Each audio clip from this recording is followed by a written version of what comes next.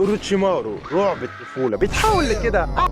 اوروتشيمارو كان رعب الطفولة مش ليا لوحدي، ده معظم متابعين ناروتو لما كانوا بيشوفوه كانوا بيستخبوا تحت السرير. انا شخصيا ما كنتش بنام الليل، كان الشرير المثالي حتى في القسط بتاعته واحدة من افضل القسطات ان لم تكن الافضل. كان نفسي احطها بس الموسيقى حرام فتخيلها. في الجزء الاول من ناروتو بالظبط في امتحان تشينن لما قابل ساسكو وساكورا حرفيا الاثنين كانوا هيقطعوا الخلف مش لوحدهم. كمية الرعب في اللقطة دي رهيبة. انا قلت بس هو ده الفاينل بوس، هو ده مضرب بتاع الانمي. كفايه ردة فعل كاكاشي لما شافه، كل فترة الكاتب بيثبت انه عيل خطر ومقطع، فحتى لما تحول لبنت على وضعك يا عم محدش يقدر يكلمك. كفايه ان انت دخلت قرية الورق وزنقت ساراتوبي واديت له. وفي نظريه بتقول ان التابوت التالت كان ميناتو، بس لما ساراتوبي خد باله قال ده هيفشخني، ده معايا ابنه في صفيحة زبالة وباكله اندومي. طبعا قعدونا الحلقة كلها على اعصابنا وهو يشد واوروتشيمارو يشد، هو يشد واوروتشيمارو يشد. طبعا كلنا كنا بنشجع اوروتشيمارو. طبعا فاز بس بخسارة ايديه وساراتوبي مات ونص الناس زعلت على موته الا انا وبعض الصالحين. طبعا عارفين السبب ليه. اوروتشيمارو كان الشرير الوحيد اللي مختلف في ناروتو.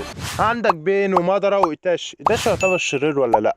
ما علينا. ومعظم اشرار ناروتو كانوا عاوزين السلام وليهم مبدأ، الا اوروتشيمارو عاوز القوه والخلود، مستعد يعمل اي حاجه عشان يوصل لهدفه. واخد البشر في ران تجارب. بيفكرني باخ يوتيوبر كاريكا حنب. وحتى بعد ما خسر ايديه واجه جراي وتسونادا مع بعض التسليك كان عامل شغل جامد وكان هيكسب، بس يلا بقى الحظ.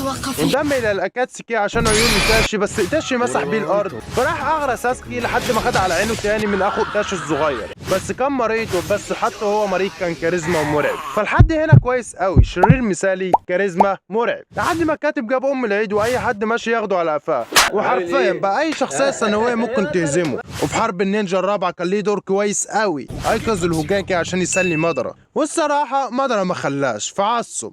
نخلص بقى؟ لا، الكاتب عمل بوروتو، وانا مش هدخل في تفاصيل كتير عشان ده ليه فيديو لوحده، فخلينا في اوروتشيمارو. ايه ده؟ ايه العته ده خر ولا انتايه؟ وانت مين ده؟